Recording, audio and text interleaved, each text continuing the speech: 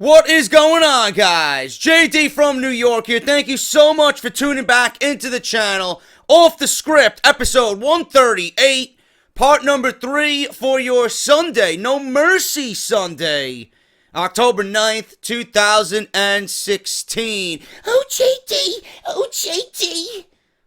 No intro this morning, motherfucker. My voice isn't up to it, and I want to save my voice for next week. We got WWE 2K17 coming out, and a bunch of other shit that I'm doing coming out. So I don't want to risk my voice getting worse, man, because it's not really feeling too well this morning. I don't know if it's allergies. I don't know if it's me just stressing my voice, playing Iron Banner on Destiny, raging at fucking sweats, or it's me doing the WWE 2K16 series with Mr. 9 to 5 and Chris Danger and really pretending that I'm Mauro Ronaldo. I don't know which one it is, but I'm going to forego the intro this morning, and you guys are just going to get me, good old-fashioned wrestling news, and that's about it, man. So thank you for everything you guys do. If you're not subscribed to the channel, I would really appreciate that you do so, man. JD from NY206, the number one fucking podcast in your subscription boxes right here on YouTube.com. Thank you guys so much for everything.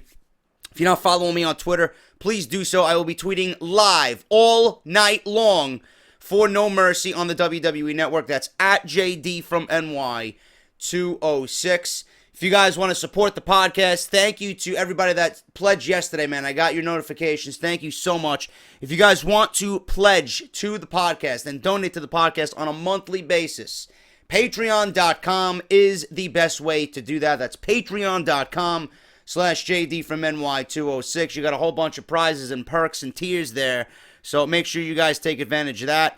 And read the mission statement on there, man. It's very, very heartfelt. It's from the heart. It's real. And you guys kind of get a glimpse as to why I'm here, what I'm doing, and what I want to accomplish and where I want to go with this entire thing. And none of this is possible without your guys' help. So thank you so much for that.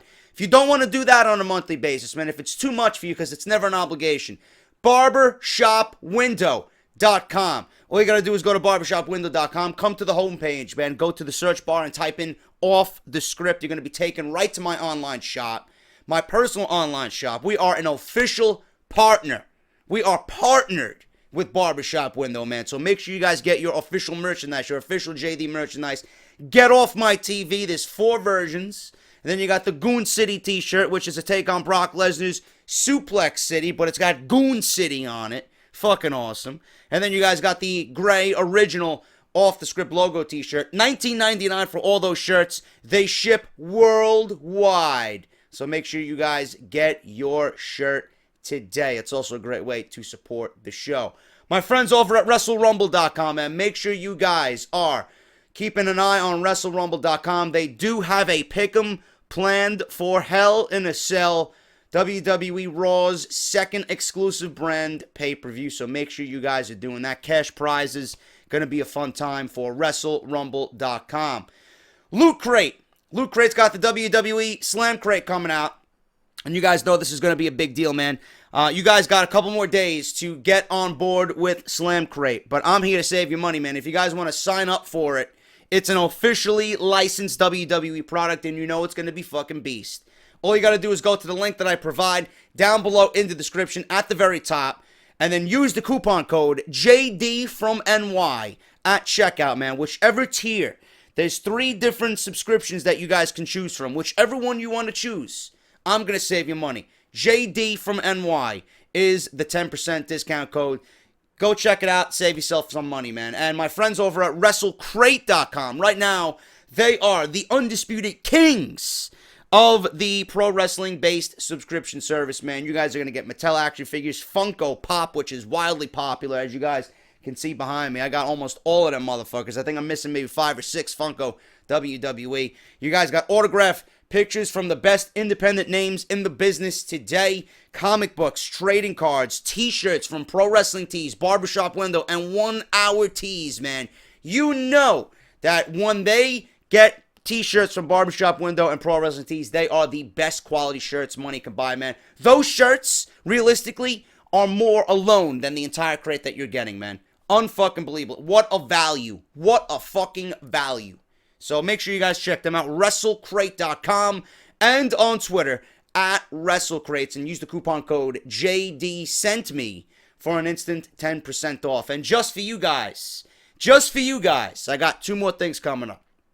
Just for you guys, I got a video coming up that's going live simultaneously with Off The Script, man. It is match number 5 in my Best of 7 series with Mr. 9 to 5 and Chris Danger. I am uploading it simultaneously because this is the match that is the defining moment in this series. What happens here, the contents in this 10-minute video really set the stage for the next match, man. Unfucking believable. Not planned by me whatsoever. I let the computer do what it wants, and I commentate over it, giving you guys the best fucking action that I possibly can when it comes to WWE 2K16. So as soon as this video goes live, match number 5 is live. Make sure you guys check that out immediately and leave me some feedback. And if you guys want to check out everything else, I'll even leave you a playlist down below to check out all 4 previous matches and whatever else is left to come, man. And yes, I understand this. Before I even get into the news, Becky Lynch is injured. I understand it. Do you want to know how I know that? Because I recorded what you're about to see yesterday, and what you're seeing today, I'm recording right before this goes live. So, yes, clowns, I know Becky Lynch is hurt. Some people are saying it's a career-threatening injury. I don't know what's going on. I'm going to do some research. I will have a video out before 1 p.m. Eastern Time today, giving you guys the latest on Becky Lynch. But right now, she is not taking part in No Mercy. She is not defending the Smackdown's Women's Championship. We don't know if she's going to be stripped or not. I'm hearing that she's only going to be out for a month. But I don't know what's going on with that, man. I will definitely keep you guys updated on Becky Lynch, being that this is the biggest news story right now that I see going into No Mercy. So, yes, Becky Lynch is hurt. She will not be at No Mercy. But that's all I know as of right now. And I heard this from Meltzer's newsletter. So, again, please take that with a grain of salt. But off the script, guys, we're going to talk about a variety of things. We're going to go over WWE's plan for the WWE Network. We're going to go over Dixie Carter and the meetings that she held before Bound for Glory and the TNA TV tapings, and my opinion on all this as WWE continues to give us hints that they might be purchasing not only the library, but the entire company of TNA, man. We're going to go over all that, plus so much more.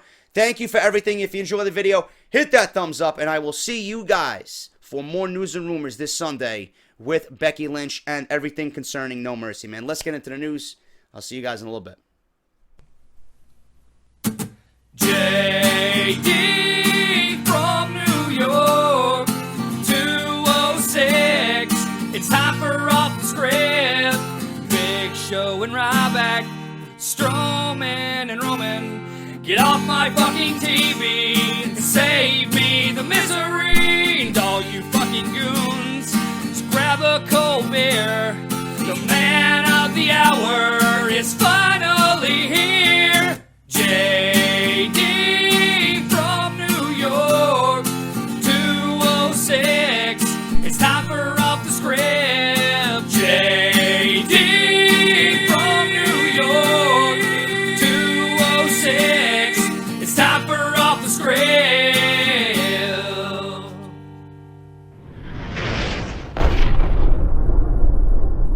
WWE reportedly considering price tiers for the WWE Network. Ring of Honor and TNA content would be included in these price tiers. Listen to this story.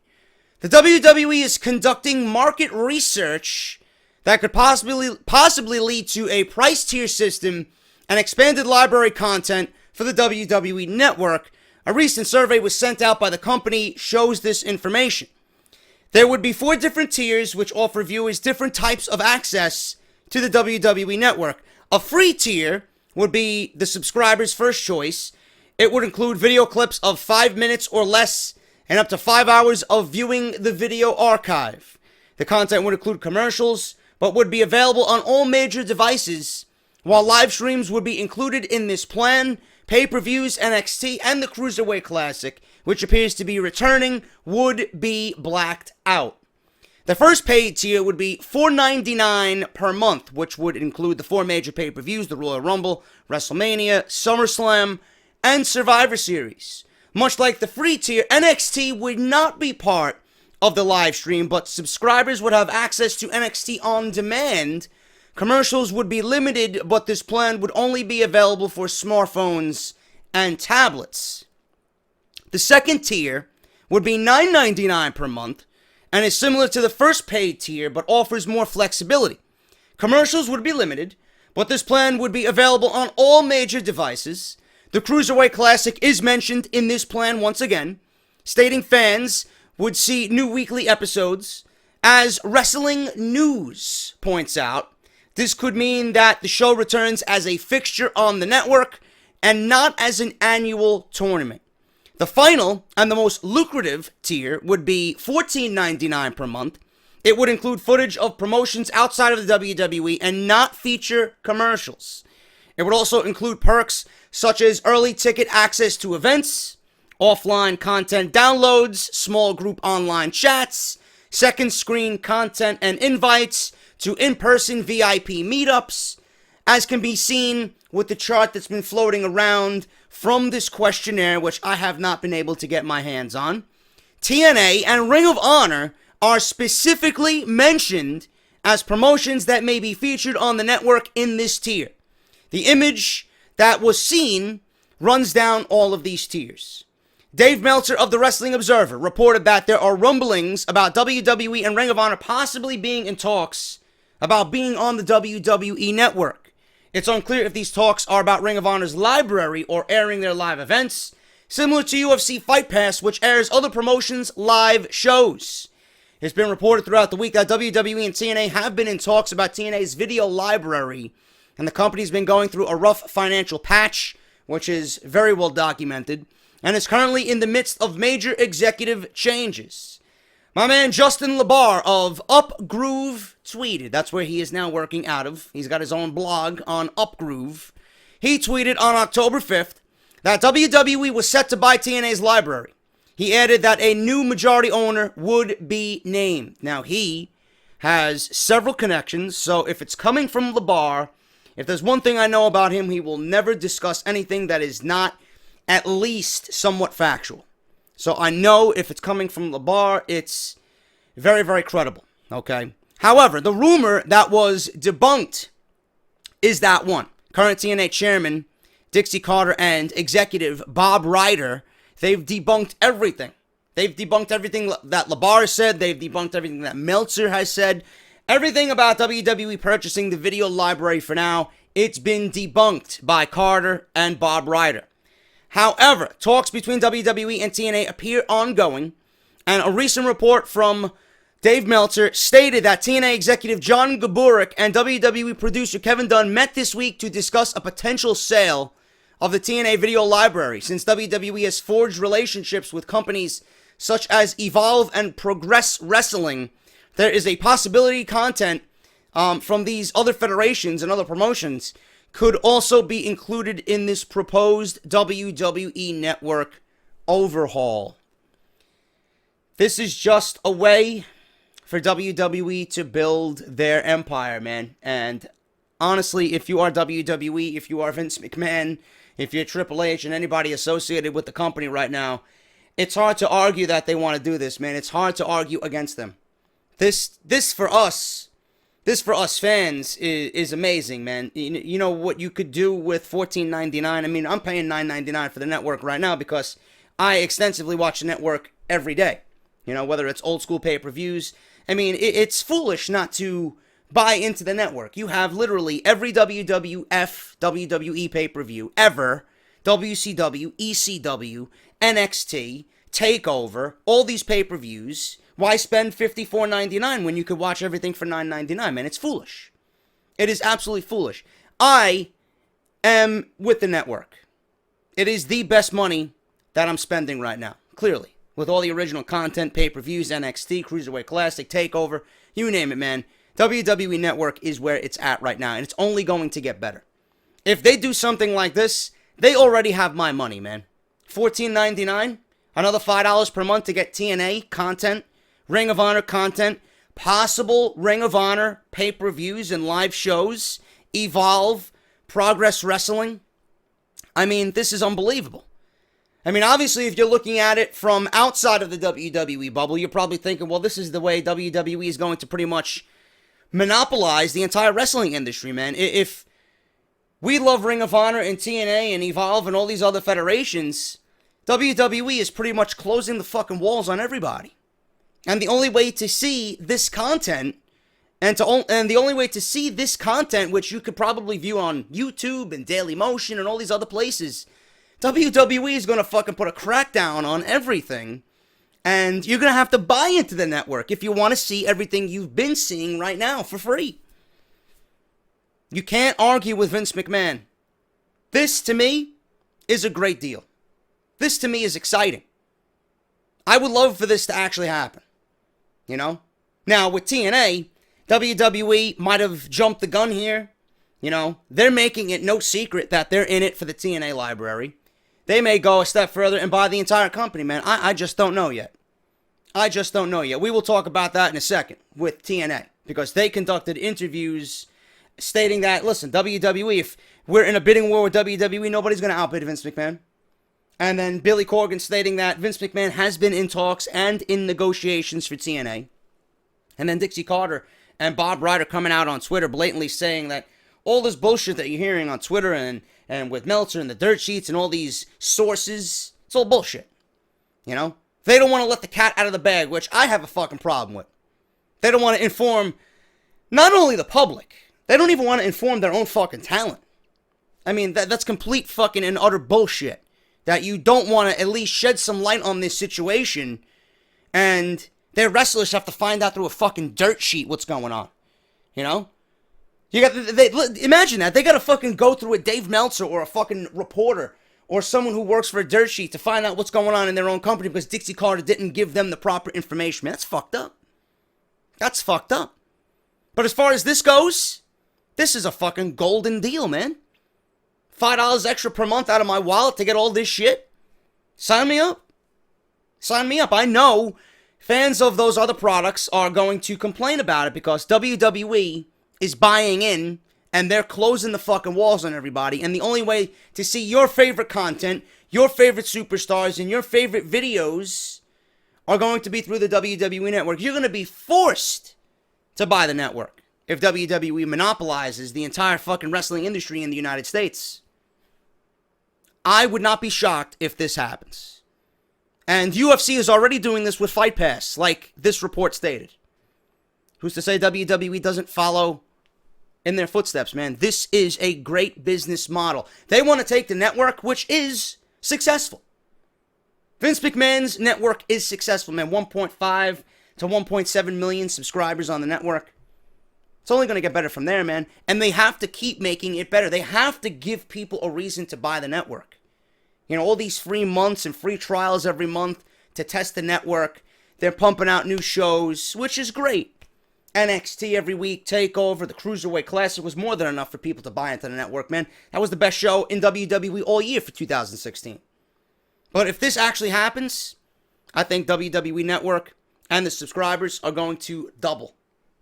It's a great business model, man. It's an absolutely great business model. Might not be great for the fucking wrestling industry in the United States, but Vince McMahon and WWE don't give a fuck about wrestling in the United States, man. They care about what happens behind the Stamford walls, man, at Titan Tower. They don't give a fuck. If it's going to make them more money and it's going to be more lucrative for them, it's a great business move. And you cannot blame Vince McMahon for this. This is a brilliant idea. Now, as far as TNA goes, I read up a lot on this TNA shit, and Bound for Glory happened. There were rumors going around that flights were being canceled. None of that was true. Bound for Glory happened. TNA, at the 11th hour, got funding from an unidentified source for not only Bound for Glory, which happened, and I tried to watch it via live stream on the internet until the internet crapped out and the live stream broke down. I seen bits and pieces. I seen at least up until the Grand Championship match, and then I just said, you know what, fuck it. And then I ended up watching the Matt Hardy, Jeff Hardy tag team title match with DK on YouTube the following day. And I'm glad I didn't buy it, man. I'm actually sitting here watching this match, and I'm thinking to myself, you know, good thing I didn't buy this shit. I did not enjoy it as much as I did the first Final Deletion, and then Delete or Decay, man. The match was just all over the place, man. It was just way out there. I mean, you had fucking Jeff Hardy dressing up as 3 different fucking characters, throwing watermelons and fruits at people. There was a fucking car scene, a car chase. The one dude that was in the Delete or Decay, Final Deletion 2, where he got his clothes stripped off by Rosemary, who, you know, she left him laying in the middle of the road. He made a cameo appearance, and he got fucked up. You know, there was Abyss and Matt Hardy fighting on the back of a fucking truck. They were fighting outside Universal Studios. It was just literally all over the place, man. Vanguard 1 fucking shot missed at Rosemary's eyes. It was literally all over the place, man. I'm watching this. It's not like I wasn't entertained by what I seen. It's just not worth buying for $45. I'm glad I didn't waste my fucking money, man. $45 is a lot of money for a product that you're not invested in. And even the one match that I wanted to see, which was that one, it wasn't worth the price of admission. It really was not. But Bound for Glory happened. The tapings happened. They taped television till at least the end of the year. So TNA will be in business all of October, all of November, and all of December. They had tapings all this current week. But nobody knows where the money came from. But Bound for Glory happened, and they went on. Business happened as usual. The show went on, and end of business day came. Then they go to the TV tapings, and Dixie Carter has a meeting with all the talent. She has a meeting, a sit-down with all of the talent. Billy Corgan is not there.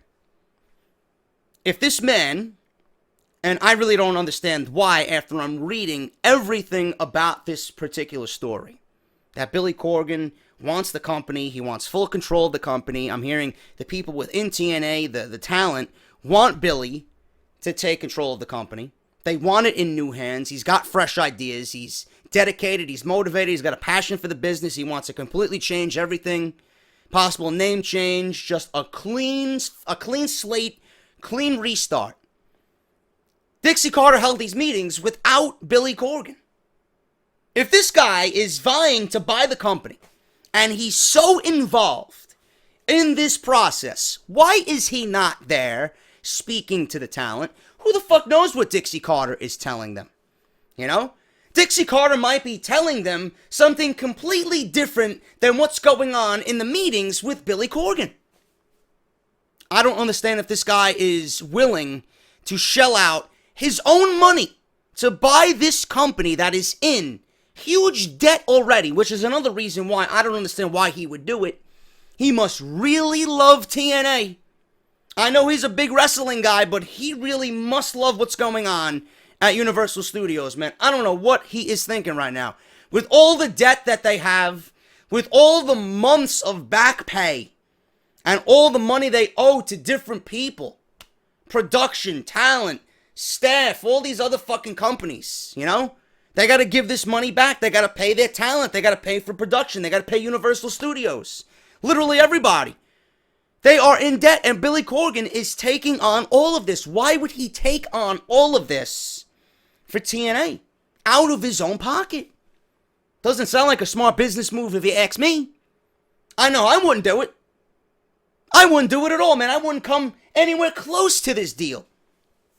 At all. But Dixie Carter held a meeting. Who knows what she said? And Billy Corgan wasn't there. TNA and wrestling, Impact Wrestling, have never garnered as many headlines as they did over the last few weeks. Unfortunately, it's been all for the wrong reasons. There are exceptions, after all, to the theory that there is no such thing as bad publicity. TNA has been hemorrhaging for years, and many felt it was finally coming to a head by way of selling the company. Details, some specific ones, and others very vague, have emerged in recent weeks regarding the potential parties interested in purchasing TNA. WWE was at the forefront of those reports, with current TNA president Billy Corgan and a third unnamed company as other bidders. Things became so bleak for TNA that most of their recent pay-per-view, Bound for Glory, was in serious jeopardy of being canceled. As everyone knows at this point, the show did air and was received with mixed reviews, though not all negative. TNA secured enough funding not only to successfully produce Bound for Glory, but to film the remainder of the Impact tapings for the rest of 2016. Beyond that is still very much a question mark, But programming will continue as planned at least for October, November, and December. There was a lot of buzz around the TNA locker room about Dixie Carter calling a meeting either right before or right after the pay-per-view in order to address everything that surrounded TNA over the last 2 weeks. Many wrestling insiders felt that because the short-term finances were in place, the meeting was canceled, or at least postponed. Well, that postponement lasted all about 1 day, because according to Daily Wrestling News, Dixie did in fact hold a meeting backstage prior to Monday night's TNA Impact Wrestling tapings in Orlando. It's being said that the entire locker room was in attendance in what was being described as a town hall atmosphere. Billy Corgan was also in attendance, but apparently did not ask any questions. Well, according to them, Billy Corgan was in attendance. I was hearing from various other places, other dirt sheets, that Billy Corgan was not in attendance. And if he was in attendance, he didn't even speak up. He let Dixie do all the talking. Now, if I'm putting my own money into the fucking product and I'm at least bidding to put my own money into the product, why wouldn't you say anything or ask any questions? Or overstep Dixie Carter if you did not agree with something in these meetings? He didn't answer any questions at all either. He was merely an observer as Carter conducted the entire meeting. All topics were on the table for the meeting, which included the rumors of WWE being a leading suitor to purchase TNA. Dixie confirmed to the talent that Vince McMahon and WWE were interested in buying, and even though she had to consider it, she never wanted to let it happen. As noted, the WWE was solely interested in purchasing TNA's tape library now that former TNA stars like AJ Styles, Samoa Joe, Bobby Roode, and Austin Aries, Eric Young, which will be seen this week as he debuts with Sanity, all have had success under the WWE umbrella. Dixie stated that TNA still owns, the tape library and will continue to do so, with WWE's offer coming in the neighborhood of $3 million to $4 million. As mentioned, the Bound for Glory pay-per-view was in danger of being canceled, and Carter reportedly admitted to the talent that the company had to scramble to pull it off, but they would never have let it get shut down. Aside from the overall uncertainty of the company's status, some wrestlers wanted Dixie to address the late payment issues that had made their way around the internet as well. Again, Dixie admitted that it had been a problem, but it was because TNA was waiting for money to come in that was owed to them by other entities, and then they would disperse the money where they needed to pay off their talent, production, staff, and whoever else they owed the money to. Because of Corgan's presence, some of the TNA talent questioned the ownership and its chain of command. Dixie addressed the concerns by confirming that she is still the majority owner, though there has been a lot of internal struggle with the rest of the ownership group. It's unclear whether Corgan was among those she was referring to. At the conclusion of the meeting, most of the talent felt that Dixie Carter deserved to be commended for addressing all the elephants in the room, and some were relieved to hear her explanations. There still seems to be a cloud of uncertainty over TNA's future, but in the near term, some felt better. I don't know why they would feel better. I mean, TNA is hanging on by a strand right now. You got 3 months of television, you know? If Dixie Carter was really looking out for her talent, I mean, yeah, you have October, November, and December, but nobody knows if they're even going to have a job after the new year. They don't even know if TNA is going to be in business after the new year. Now, if I was a TNA talent, I would have conducted these tapings. I would have went through with whatever they wanted me to go through. Tapings would conduct, right? Tapings would finish. And being that I'm afraid of this uncertainty, man. Do you know what it is to live in uncertainty? Who the fuck wants that question mark looming, man? What if? You wake up, you know, day after day after day after doing your job to the best of your ability, and you don't know if you're going to have a job 3 months from now, man. That's a scary fucking feeling. Some of these people have families, kids, you know. I don't know how much a TNA talent makes, but I can guarantee it's not much, you know. There's a reason why some of these other guys are working independents and doing off-the-cuff interviews and fucking signings and all this other shit. Working for 2 or 3 other promotions, getting their brand across and their character out there and doing what they love to do, man. TNA by itself isn't paying the bills. Can you imagine waking up if you're a TNA talent and you don't know where the fuck you're going to be in January? January's going to be here before you know it, man. We're going to go through Halloween, Thanksgiving, Christmas, New Year's. It'll be here before you know it. And you might not even have a fucking job. Dixie Carter is doing the wrong thing, and to me, doesn't appreciate and respect her talents enough to say, you know what? We don't know what the fuck is going on. We might not be here in January. That's fucking scary. That is absolutely fucking scary. If I was a talent, I'd ask for my release. I want answers. If not, give me my release, man. Give me my release. Let me go talk to WWE. Let me try and get into NXT. Let me try and get into Ring of Honor, Lucha Underground, New Japan Pro Wrestling. I would ask for my release, man, so that I can give myself fucking the sanity that I want back and the comfort level that I deserve, knowing that I have a fucking job to wake up to.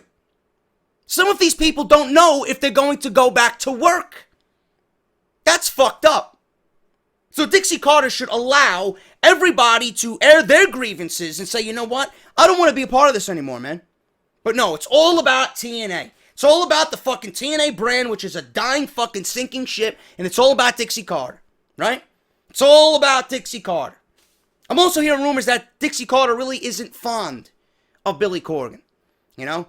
And another thing came to my mind when I'm reading this, and I'm reading all these articles, right, about about Dixie not really being fond of Billy Corgan. To me, it would seem like she either wants to fucking keep the company because of some huge ego, and she doesn't want to let it go because she's afraid if she does, she will be looked at as a failure. You know, people like this do exist, man. You know, if you failed at something and you give it to somebody else and they make it succeed and thrive and they make it better than you could. People have an issue with that, man. People are jealous and envious that someone else can do a better job than they did or that they could. I would not be surprised if Dixie Carter's thinking that way, man. This is a businesswoman. You know, nobody wants to be known as a failure in business. You know? Billy Corgan has got all these fucking plans, all these ideas, all this passion and dedication for not only wrestling, but for fucking TNA, right? He's taken TNA and he was part of creative. He was part of that creative direction that we've seen in the last couple of months that everybody's saying, oh, TNA is a better product than they've ever been in recent years, man. And Billy Corgan, that has a lot to do with him. But I would not be surprised if Dixie Carter is the one thinking that, man. It's all about Dixie, all about what's going to make Dixie happy and make Dixie look good and give Dixie the most money that she possibly can while fucking everybody else over, man. I would not be shocked at that. You know? Billy Corgan and everybody wants Corgan to have it. He's ready to fucking change this and turn over a new leaf and make it better than ever and have his own ideas and his own stamp on it. You know, I could see someone like Dixie being jealous about that, man. You know? Not succeeding. She failed. She drove TNA into the ground. Now Billy Corgan is here and he wants to fucking resurrect it and bring it back to fucking prosperity. I could honestly see that happening. But that's pretty much it. That's pretty much it, man, about everything. And I don't know where else we go from here, man. But I know if I was a TNA talent, I would be worried, man. Nobody knows if they're going to have a job in January at all. And I firmly believe, man, I knew that TNA was just using this to generate hype and build the pay-per-view and bound for glory and just generate pay-per-view buys. I did not buy it for that simple reason. And I'm glad I stuck to my fucking guns, man. I'm glad I really listened to myself. I would have felt like shit if I ordered Bound for Glory. I'm glad I did not. I honestly do see Vince McMahon first buying the library and then eventually just taking over the company, man. There's really nobody else. WWE, you know how much debt was WCW in? When Vince McMahon bought them for what, $2 million, a little bit more than $2 million. You know, they really didn't have any debt. They didn't have to owe everybody else at WCW. Or they bought everything for $2 million. They got the library, got the fucking company, $2 million. Vince McMahon was fucking raking it in, man. It was a steal. You know, Vince McMahon's gonna do the same with TNA, man. Vince McMahon knows. He's no fucking dummy, man. If there's two people in this world that I think, in my honest opinion, run a fucking business the way it should be done, it's Vince and Gene Simmons, man. You'd be surprised. Gene Simmons is a great business mind. And I used to watch his reality TV show, man. I used to listen to this guy talk and how he conducts business and how he handles his business with Kiss. Kiss is a business, man.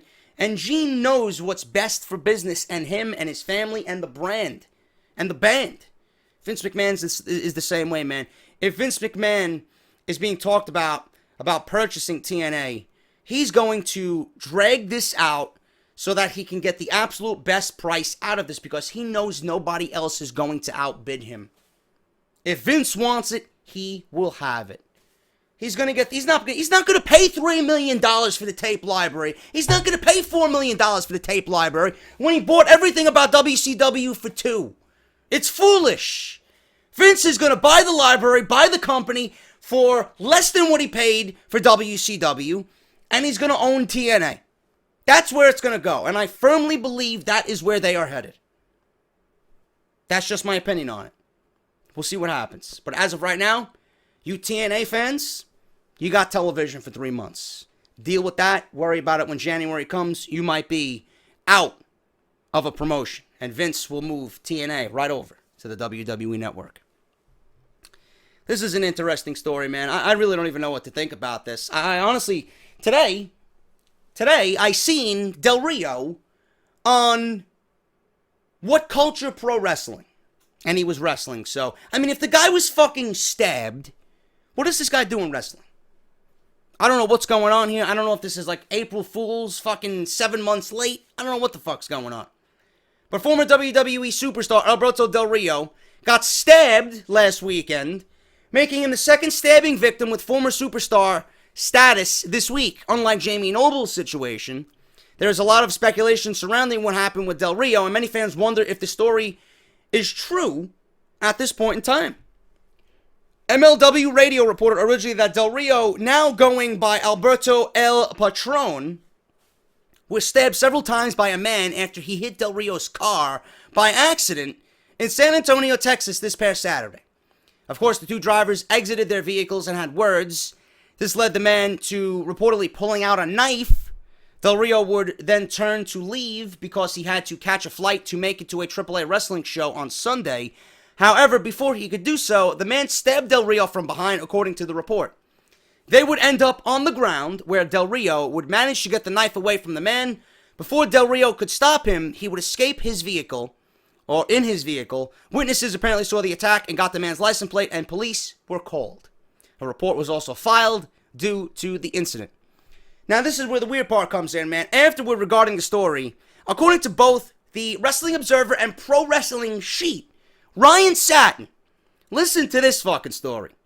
The police have no record of the attack in San Antonio. This is odd, considering witnesses claimed police were called. Plus, someone like Del Rio, a former WWE superstar, they would certainly file a report and have it at the ready, or have it ready for any media inquiry. The Observer clarified their claim, saying that police are not saying an incident didn't occur, but they simply do not know about it. This is quite odd and makes us wonder if the story told was even true or if something else happened with Del Rio and his terrible stabbing incident. Daily Wrestling News notes that there is another interesting plot twist regarding the Del Rio story, which involves his girlfriend and current superstar, Paige. The original MLW report did not mention Paige being present during the attack, which most did not call into question, as wrestlers have been separated due to schedules in the past. However, Alberto Del Rio told a Mexican news outlet that Paige was with him during the attack. The Observer then went on to relay the story regarding Paige being present during the attack. The word was that, unlike the original report, where Paige was not involved in this attack, trying to stop it, she was in this other story. I'm confused. The story is that when the man went to the ground with Del Rio, he was still stabbing him.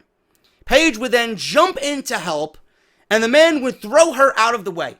Del Rio would get away to check on her, and then this is when the man made his getaway. Now, there is even more to this story.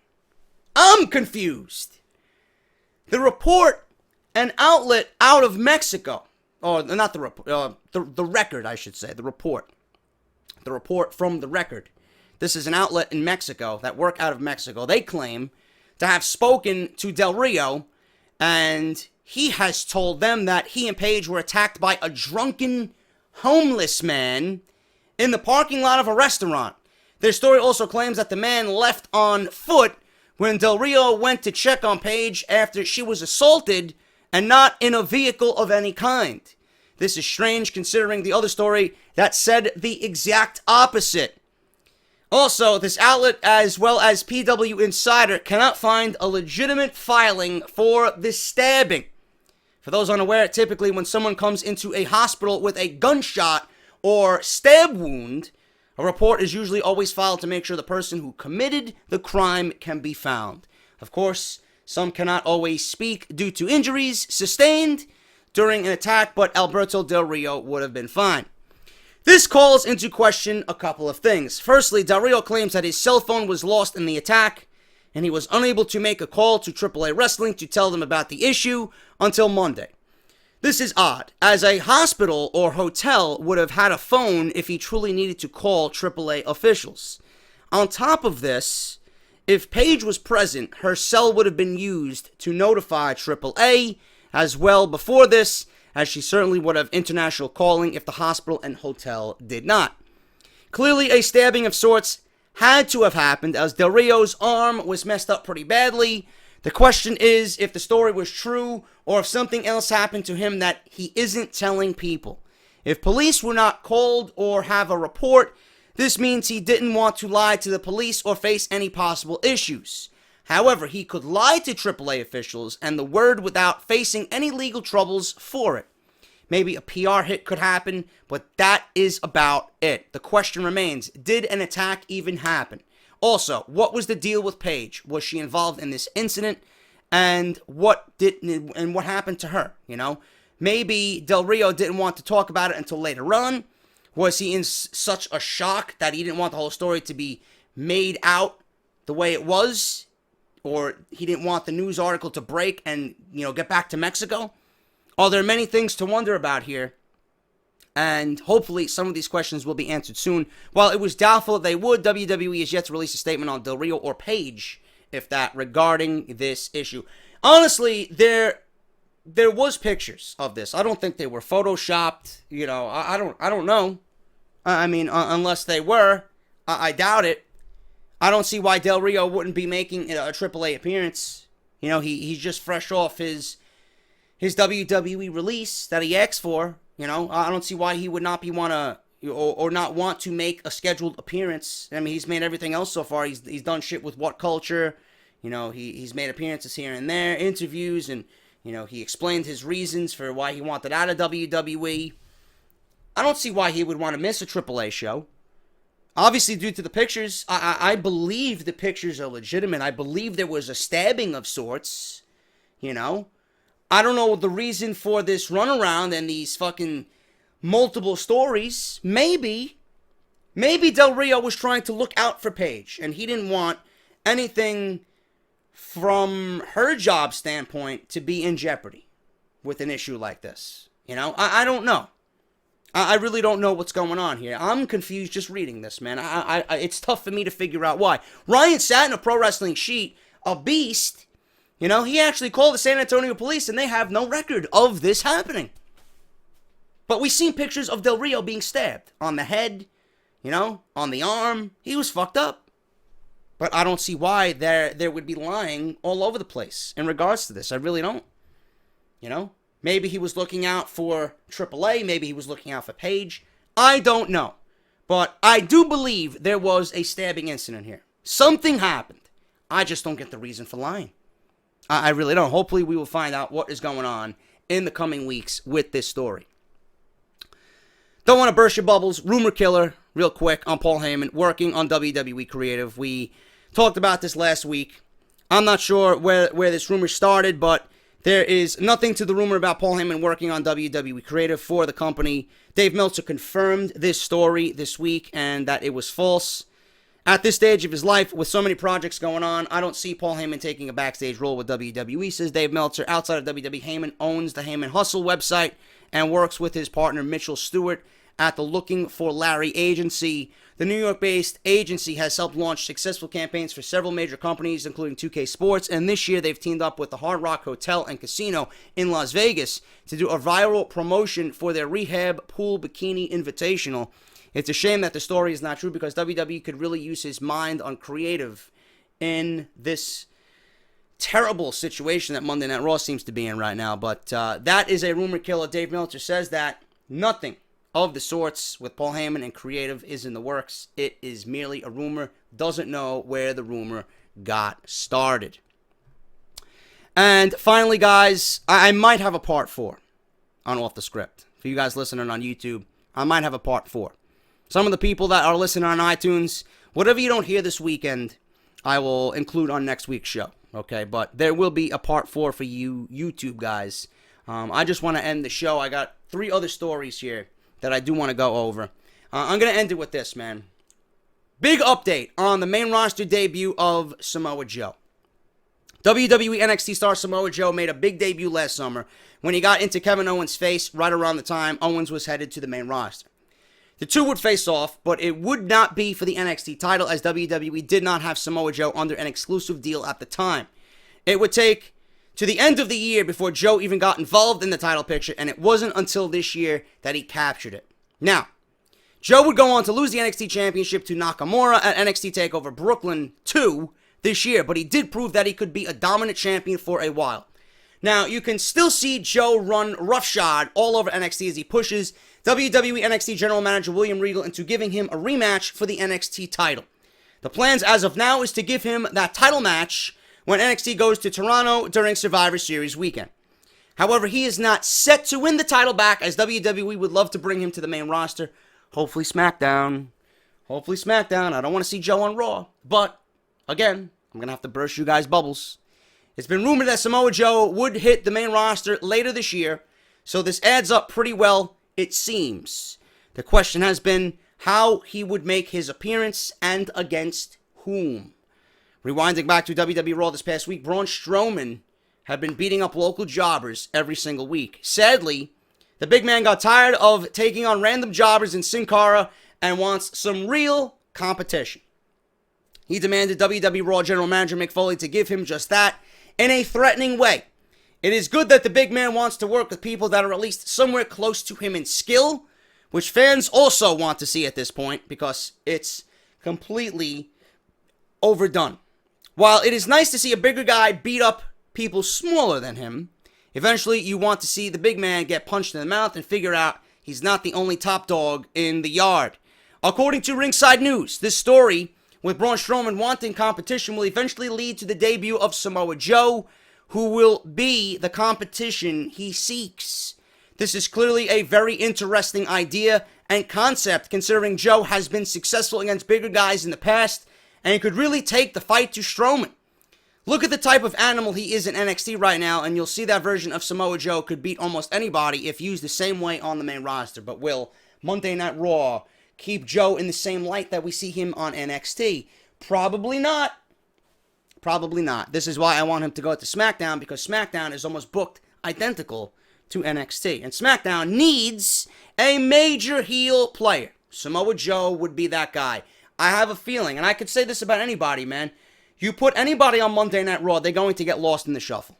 They are just going to get lost in that vast sea of nothingness. I don't want Joe to get lost, and I feel like he will. So, Strowman and Joe, that could be the competition he seeks. This is clearly a very, very interesting idea and concept, considering Joe has been successful against bigger guys in the past, and he could really take the fight to Strowman. Strowman doesn't want competition starting next week, or does want competition, according to WWE. I wouldn't be surprised if Strowman doesn't get competition until the end of the year. But he does want competition starting next week on Monday Night Raw. It seems like Foley will give him one of WWE's superstars this time. Someone like a Neville maybe, or a Luke Harper who's returning. Could be Sami Zayn. I hope it's neither of those guys. Actually, I hope it's none of those guys. Give him Mark Henry. Give him Mark Henry. Mark Henry's on Raw. You're not using him. Put him on Raw. Put him in the ring with Strowman. And then gradually build up to more competitive people. It is rumored that Luke Harper will end up going to the Red Brand. Seems like everybody's going to Monday Night Raw. Fuck SmackDown. He's clearly been medically cleared to return after an ACL injury. He's been reported to be at several house shows in the last week or so. That said, he might be one of those people fed to Strowman during this entire process. Considering their history, they could build a story up for the two of them heading into Survivor Series where Harper would lose to Braun. Right after this, Samoa Joe would be free to jump up to the main roster and join the Red Brand and take on Braun heading into the first of the year. This would be a huge debut for Joe, as he would take out the monster among men in his first storyline on the main roster. While it is obviously unknown exactly what will happen in the Samoa Joe-Braun Strowman rivalry at this point, it will be interesting to see how they go about using both guys. Samoa Joe is a Triple H guy, while obviously Strowman, as a big man, is a Vince McMahon guy. Both of which management likes and feel they have potential with, so this could come out to an even thing toward the end of the actual rivalry. Samoa Joe wins this rivalry, man. There's no reason why Braun Strowman will win this rivalry. There's none. And if you're going to debut Joe against Strowman, obviously you got to give Joe the win, being that he is the one debuting on the main roster. You know, Strowman will automatically be considered a beast. You know, he could string along a few other victories against other bigger guys and other talent. Doesn't have to be Samoa Joe. But if I was here running Monday Night Raw, I would put Samoa Joe on Smackdown. Like I said, I feel like everybody just gets lost in this vast sea of nothingness on Monday Night Raw. They won't be utilized correctly. They won't be used right per storyline. They'll waste away like everybody else, and you'll fucking see Joe each and every week in fucking uneventful, unimportant scenarios, and you'll get tired of Joe in 2 weeks. That's what happens on Monday Night Raw. Monday Night Raw is fucking bland, boring, and stale. They have no direction. I want Joe, being that he's doing the best work in his fucking WWE career right now on NXT, might be some of the best work in his fucking career, period. I want to see that on SmackDown. I think they will treat him right on SmackDown. I think SmackDown would really embrace what Joe has done. I don't think anybody on Monday Night Raw will embrace how great Samoa Joe has been. SmackDown will do that. Morrow will do that. Shane, Bryan will do that. He can be that top-level heel, that unstoppable heel that they need on SmackDown. On Monday Night Raw, you're not going to see it. I doubt. And if they do, I'd be shocked. But I doubt they would give Samoa Joe anything close to what he's doing in NXT, because it's Monday Night Raw, it's Vince, it's Kevin Dunn. What they do, what they say goes. Doesn't matter who you are, man. You're always going to fucking be fed to the machine. That's why he needs to go to SmackDown. Thank you guys so much for everything, man. Thank you for listening and watching today. No Mercy tonight, live on pay-per-view, WWE Network. I will be reviewing it after the show goes off the air, so make sure you guys are right here for my official review and results. If you missed my preview and predictions, Off the Script Part 1, we talked about Goldberg and his possible WrestleMania 33 opponent in Part 2. Obviously, you guys just watched Part 3. And if you missed anything else, Resident Evil, WWE 2K16, 9-5 versus Chris Danger. That is live immediately to go along with Off the Script this weekend, man, Part 3. So make sure you guys check that out. I'm JD. I will be back, hopefully on Monday. Hopefully I can get some news together for Monday. Until then, thank you guys so much. No Mercy tonight. Tweet along with me at JD from NY206. Make sure you guys are subscribed to the channel for all great late-breaking WWE news and rumors. If I hear anything on No Mercy, I will let you guys know. Until then, I'll see you guys later tonight for No Mercy, SmackDown's second brand exclusive pay-per-view. Talk to you later.